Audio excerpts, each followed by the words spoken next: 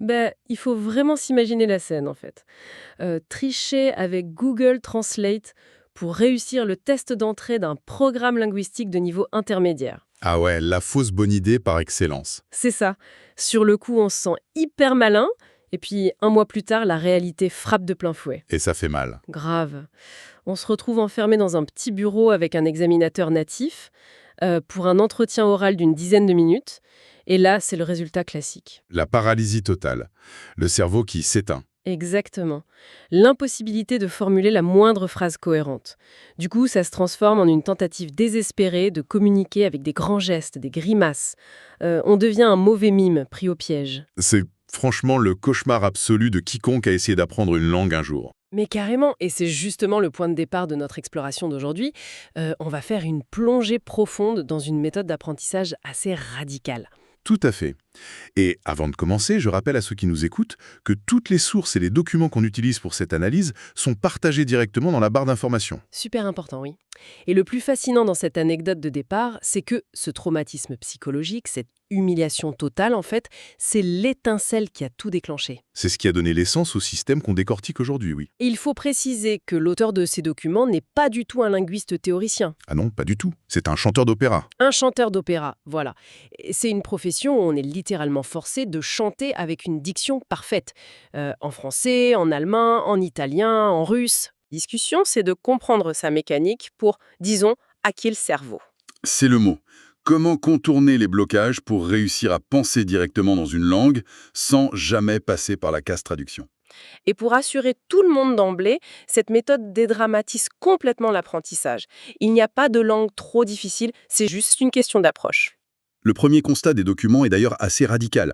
La méthode scolaire classique, celle où on s'assoit pour mémoriser des listes de vocabulaire en vue d'un examen intellectuel, Elle est vouée à l'échec. totalement vouée à l'échec. Parce qu'elle se trompe carrément de catégorie d'apprentissage. C'est-à-dire. En fait, l'erreur de l'école, c'est de traiter la langue comme de l'histoire ou de la biologie, comme s'il s'agissait d'accumuler des faits. Ah oui, je vois. Des règles de grammaire empilées les unes sur les autres. C'est ça. Or, les sources sont catégoriques là-dessus. Parler une langue, ce n'est pas un exercice intellectuel. C'est une compétence motrice. Un sport, en quelque sorte. Exactement. Et la métaphore utilisée dans le texte est géniale. Il compare ça à l'escrime. Ah ouais, l'escrime. Ça change complètement la perspective quand on y pense. Ben oui, parce que le but d'un escrimeur sur la piste, ce n'est pas de réciter le manuel des règles dans sa tête. Ni de calculer consciemment l'angle de son poignet avant de frapper, quoi. Voilà. L'objectif, c'est de toucher l'adversaire de manière purement instinctive. L'entraînement sert à créer des automatismes corporels. C'est le mot-clé, l'automaticité. Au début de l'escrime, les mouvements sont super lents, super maladroits. Très conscient, en fait. On réfléchit à chaque parade. Mais après des milliers de répétitions, le corps prend le relais de l'intellect. Et en linguistique, la mécanique est exactement la même. L'idée n'est pas d'analyser la structure d'une phrase quand tu commandes un café. C'est d'ouvrir la bouche et de laisser les mots sortir comme un réflexe. C'est vraiment la seule façon d'avoir une interaction humaine fluide. Et ça me fait penser à cette citation de Nelson Mandela qui est dans notre dossier. Ah oui, magnifique cette citation. Il disait si vous parlez à un homme dans une langue qu'il comprend, vous parlez à sa tête. Si vous lui parlez dans sa langue, vous parlez à son cœur. C'est puissant. Et pour atteindre ce stade d'échange véritable, il faut d'abord détruire la barrière de l'hésitation. Ce qui nous ramène à l'anecdote du mime du début. Quand l'auteur a compris que la théorie ne suffisait pas, la panique l'a poussé à chercher de vraies solutions. Il est allé fouiller sur les forums spécialisés sur Internet comme Reddit pour trouver des outils puissants. Et de cette recherche, on est 3 principes fondamentaux. On passe au premier ? Allons-y. Et ce premier principe est souvent celui qui déroute le plus les gens habitués à l'école. Ah, ça c'est clair. Il faut commencer par acquérir la prononciation, la maîtrise des sons, en fait, avant même d'apprendre le moindre mot de vocabulaire. J'avoue que la première fois que j'ai lu ça, ça m'a semblé hyper contre-intuitif. Pourquoi apprendre des syllabes dont on ne comprend pas le sens, c'est ça? Exactement. Mais quand on regarde l'origine de l'idée, qui vient du chant lyrique et des missionnaires, la logique devient implacable. C'est ma analogie de la guitare, hein. Oui, voilà. Apprendre la prononciation en premier, c'est comme accorder une guitare avant d'essayer de jouer un accord complexe. Si c'est désaccordé à la base, même le bon geste sonnera faux. Le texte donne d'ailleurs l'exemple de cette horrible approximation pour dire bonjour en français. Comment ils écrivent ça déjà ? Ah oui, le fameux bonjour avec l'accent américain bien lourd. Bonjour, c'est ça. Si on bâtit ses fondations sur des sons aussi faux, tout l'édifice est bancal dès le premier jour. Et il y a une explication neurologique très profonde derrière ça. Notre cerveau adulte agit comme un filtre acoustique. Un filtre? C'est-à-dire qu'il bloque les sons? En gros, oui. Quand on entend une langue étrangère pour la première fois, le cerveau ne reconnaît pas les nouvelles fréquences. Ah, il les prend pour du bruit de fond. C'est ça. Ou pire, il les torde pour les faire correspondre au son de notre langue maternelle. D'où le bonjour au lieu de bonjour. Exactement. Donc, faire des exercices de prononciation pure, ça permet de désactiver ce filtre. On rééduque physiquement l'oreille et les muscles de la bouche. Et une fois que l'oreille perçoit les vraies nuances, j'imagine que la mémorisation qui suit s'accélère vachement. Énormément. Parce que le cerveau enregistre enfin des données claires et non plus un brouhaha indistinct. Ce qui nous amène tout droit au deuxième principe. Et là, on s'attaque au plus gros morceau, le point de blocage ultime. L'interdiction formelle de traduire mentalement. L'auteur raconte que lors de ses échecs avec le russe ou l'hébreu, son erreur fatale, c'était de chercher la traduction dans sa langue maternelle. C'est le pire ennemi de la fluidité, la traduction mentale. Ça crée un énorme bouchon cognitif. Un goulet d'étranglement, oui. Analysons ça en millisecondes. Si tu veux dire le mot pomme et que ton cerveau doit d'abord visualiser une pomme, Ensuite, trouver le mot en anglais, Apple, ensuite chercher la traduction en français, et enfin donner l'ordre aux cordes vocales de le prononcer. le délai est juste catastrophique. Dans une vraie conversation, le temps que tu fasses tout ça, l'autre personne a déjà changé de sujet. C'est hyper logique. Mais là, je dois faire l'avocat du diable une seconde. Vas-y, je t'écoute. Sur le papier, éliminer la traduction, c'est génial. Mais concrètement, comment on fait quand on est adulte? Un bébé apprend sans traduire, c'est sûr. Oui, parce qu'il n'a pas de langue de référence.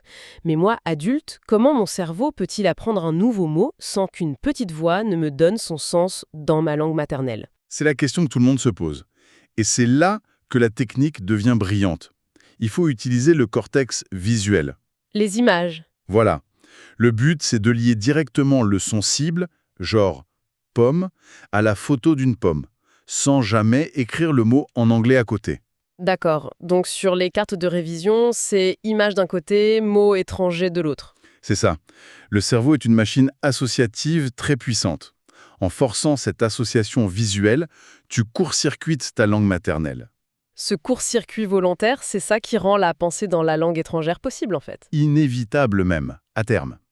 Bon, juste avant de passer au troisième principe qui rend tout ça possible techniquement, c'est le moment idéal pour faire appel à ceux qui nous écoutent.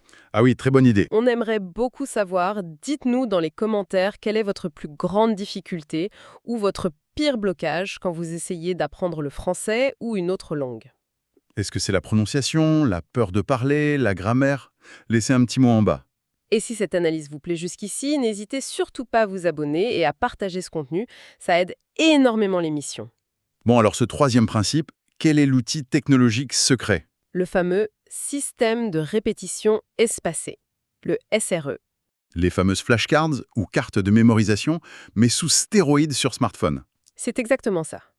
Mais au-delà de l'application, il y a une mécanique neurologique très précise. Pourquoi c'est mieux que de relire une liste de vocabulaire? Il faut parler de la courbe de l'oubli, découverte par Ebbinghaus au XIXe siècle. Ebbinghaus, oui. Notre cerveau gère les informations un peu comme une benne à ordures, non? C'est très imagé, mais oui. Il efface impitoyablement tout ce qu'il juge inutile pour faire de la place.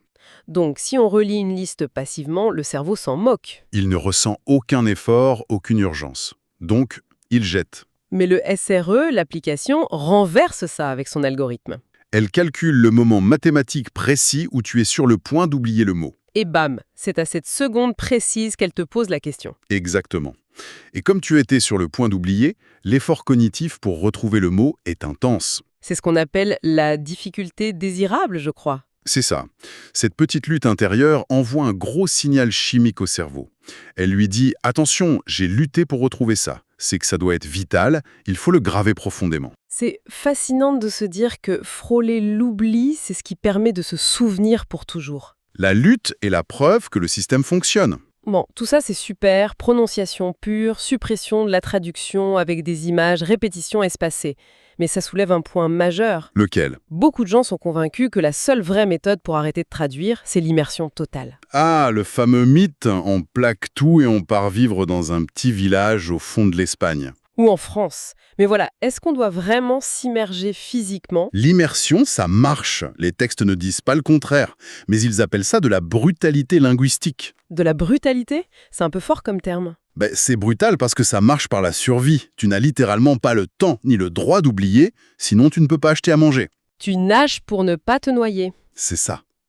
Sauf que pour quelqu'un qui a un boulot, un prêt immobilier, des enfants ou même juste un chien, C'est impossible de s'exiler 6 mois. voilà.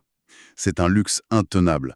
Et c'est là que le système de répétition espacée entre en jeu comme substitut. Il recrée cette brutalité environnementale, mais numériquement. Il empêche l'oubli de façon ciblée. Mais du coup, sans déménager, combien de temps il faut y consacrer au quotidien? Ça doit être énorme. Pour répondre, l'auteur cite une source très sérieuse, l'US Foreign Service Institute. C'est l'institut qui forme les diplomates américains, c'est ça? Et les agents de renseignement, oui.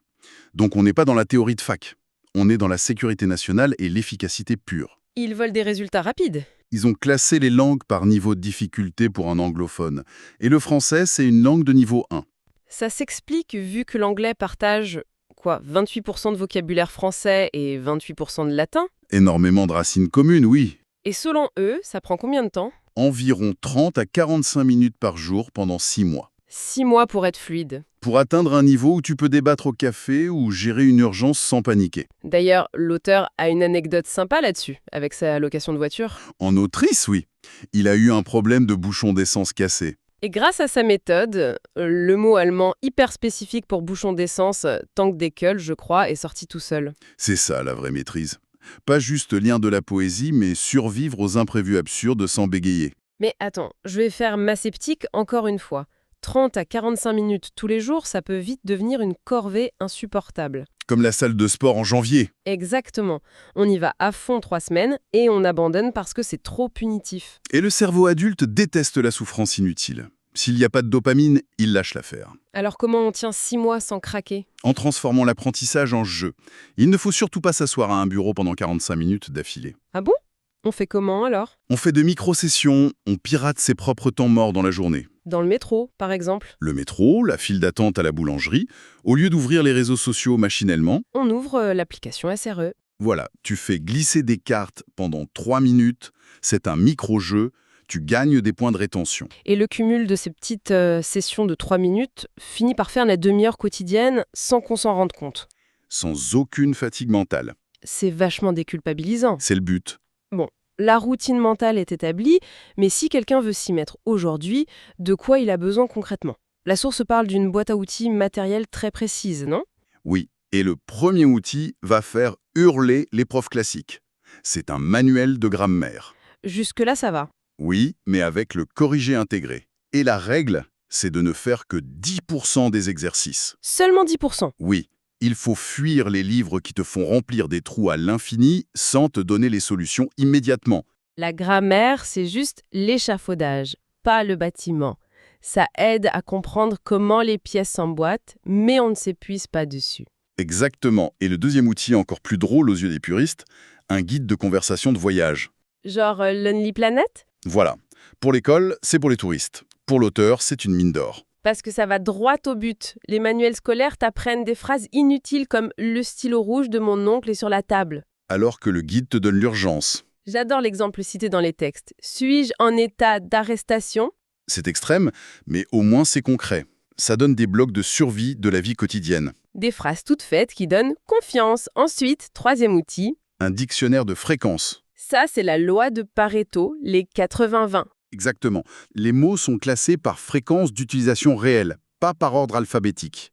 C'est vrai que c'est absurde d'apprendre le mot brouette si tu ne sais pas encore dire le mot demain. C'est une perte d'énergie cognitive totale. Et pour finir cette boîte à outils, il recommande un bon guide de prononciation. Avec les schémas de la bouche, de la langue, pour vraiment maîtriser la mécanique physique des sons dont on parlait au début. C'est fou comme tout s'articule parfaitement. D'ailleurs, l'expert qualifie cette approche de paradoxe temporel, c'est ça? C'est un peu dramatique comme terme, oui. Moi, je préfère voir ça comme un cheat code cognitif. Un cheat code, oui. C'est une machine à voyager dans le temps linguistique. Ça permet d'éviter les années de galère et de frustration scolaire. En choisissant uniquement les raccourcis qui marchent. Franchement, ça donne envie de s'y mettre. Si on résume la progression pour ceux qui nous écoutent. Étape 1. Adopter la mentalité de l'escrimeur. C'est du sport, pas des maths. Étape 2, dompter les sons et la prononciation avant le reste. Étape 3, bannir la traduction de sa tête grâce aux images. Et étape 4, consolider tout ça avec la technologie de répétition espacée, par micro-session. Avec les bons outils, fréquence, urgence et grammaire minimale. C'est clair et net. Mais tout ça, ça m'amène à une réflexion finale assez troublante, je dois dire. Ah bon? Vas-y. Si on prouve que notre cerveau peut absorber des milliers de concepts étrangers juste en remplaçant la mémorisation forcée par un jeu quotidien de quelques minutes sur smartphone, Oui? on est en droit de se demander quelles autres compétences majeures on s'interdit d'apprendre dans notre vie juste parce qu'on utilise le mauvais mode d'emploi. Ah, c'est très juste, c'est une vraie question. On se croit souvent incapable en maths, en musique, en dessin. Alors que c'est juste la pédagogie qui est toxique. En retirant la mauvaise méthode, la difficulté s'évapore. Ça laisse vraiment songeur. C'est un changement de paradigme complet. Eh bien, ça clôture parfaitement notre exploration. D'ailleurs, on lance un petit défi à ceux qui nous écoutent. Dès demain matin, dans les transports, Exactement. Essayez de remplacer 10 minutes de réseaux sociaux par une application de carte visuelle, juste pour voir. et n'oubliez pas que toutes les sources utilisées pour construire cette émission sont dans la barre d'information. Et bien sûr, pensez à vous abonner pour ne rater aucune de nos prochaines analyses. On a encore plein de mécanismes complexes à décrypter. Merci à tous de nous avoir suivis. Merci beaucoup et à très bientôt pour de nouvelles découvertes. À bientôt.